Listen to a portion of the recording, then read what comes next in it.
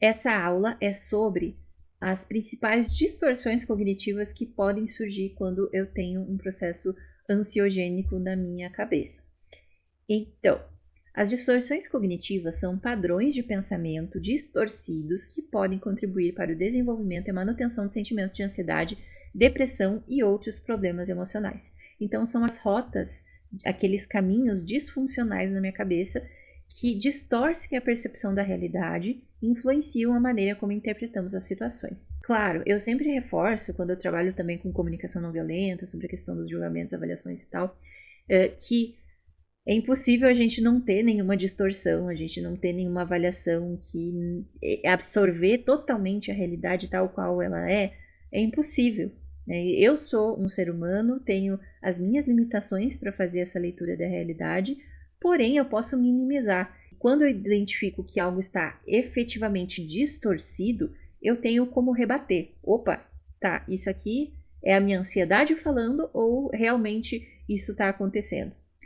Para ficar mais claro, vamos ver assim algumas das principais distorções. E aqui eu vou trazer alguns personagens da cultura pop para a gente pensar aqui. A primeira distorção que eu trago é a leitura mental, ou seja, acreditar que você sabe o que os outros estão pensando sem ter evidências suficientes para garantir que é verdade. Ou seja, eu acho que eu sou o professor Xavier, estou lendo a sua mente, eu sei o que você está pensando.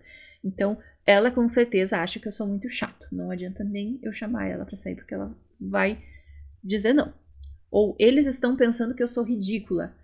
Nessa sala, eu mal conheço esse grupo de pessoas, mas eu já coloquei na minha cabeça que eles me acham ridícula, mesmo que ninguém tenha falado nada disso. E é uma interpretação minha que também pode estar conectada com uma crença central ali de que eu não sou suficientemente interessante, né? Tá conectada a um autocriticismo muito alto, a uma baixa autoestima, enfim. Previsão do futuro. Lembra das visões da Raven? Então, fazer previsões sobre o futuro sem ter evidências claras de que ele vai acontecer. Todo mundo tenta prever um pouco do futuro, só que eu tenho que saber que previsões não necessariamente vão se concretizar. O problema é quando eu acredito naquilo que eu acho que vai acontecer. Ela nunca vai aceitar ficar comigo. Eu tenho certeza que eu vou ser demitida. Parece que todo mundo está estranho, mesmo que eu não tenha outras evidências de que isso vai acontecer.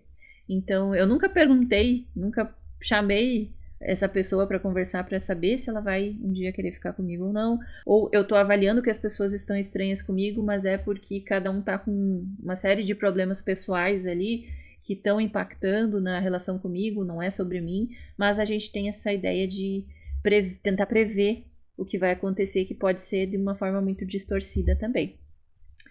Desqualificação do positivo, e aí eu trago o ursinho Pooh e o burrinho. Não me lembro do nome do burrinho, acho que ele tem um nome.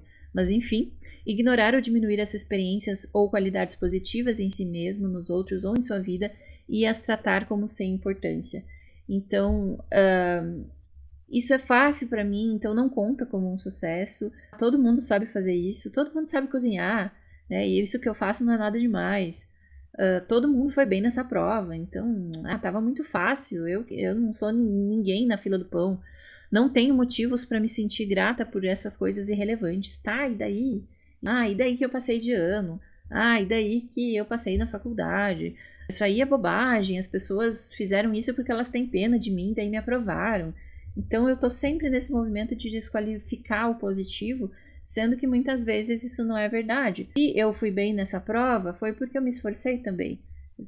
Se eu achei fácil, talvez seja um reflexo de que eu me preparei bem para essa prova, de que eu estou aprendendo bem, isso não me desmerece. Eu tenho coisas positivas na minha vida, talvez seja importante olhar para essas coisas positivas também, porque na presença delas talvez eu não esteja vendo, mas na falta delas eu vou sentir a falta. Eu vou sentir que elas são sim relevantes. Outra distorção muito comum é a supergeneralização, em que eu percebo um padrão global de aspectos negativos com base em um único ou poucos incidentes. Então, fiquei sozinha a festa toda. Eu nunca vou conseguir fazer amigos nessa cidade nova. Então, eu tive um episódio de uma situação que eu tentei interagir com as pessoas, não senti que foi bem sucedido, né? Fiquei tímido ali, ou as pessoas com quem eu estava conversando não desenrolaram muito o papo, não senti muita abertura, então eu nunca vou conseguir fazer amigos aqui. É uma generalização. Ah, eu fui mal nessa última entrevista de emprego, eu não consegui a vaga, eu nunca vou conseguir um bom trabalho. Também é uma super generalização. Porque sim, né, mesmo que você tenha tido um desempenho que talvez não seja o que você esperava que fosse, ou que você não conseguiu o seu objetivo daquela vaga, daquela aprovação, daquela situação de amizade, de relacionamento, de família, enfim. Um episódio apenas não vai, poucos incidentes não podem ser estabelecidos como regra. E aí a gente tem uma tendência a super generalizar. Por quê? Bom, porque nessa situação da festa, por exemplo, eu posso ter tido um grande sofrimento enquanto eu estava ali sozinha, pensando no que fazer, tentando interagir com as pessoas. E eu posso adotar uma postura daí de tentar evitar essas situações. Aí as pessoas, eu tô lá num trabalho novo, as pessoas me convidam, mas eu não nem dou abertura para elas me convidarem para uma festa, ou eu não vou. Eu adoto uma postura de fuga dessas situações porque ela me gerou um sofrimento inicial. Sendo que outras festas são outros contextos, são outras possibilidades. Festas com outras pessoas em outros dias, a gente não sabe o que pode acontecer. Se eu tentar interagir de uma forma diferente, enfim, a supergeneralização acaba sendo uma distorção muito comum também.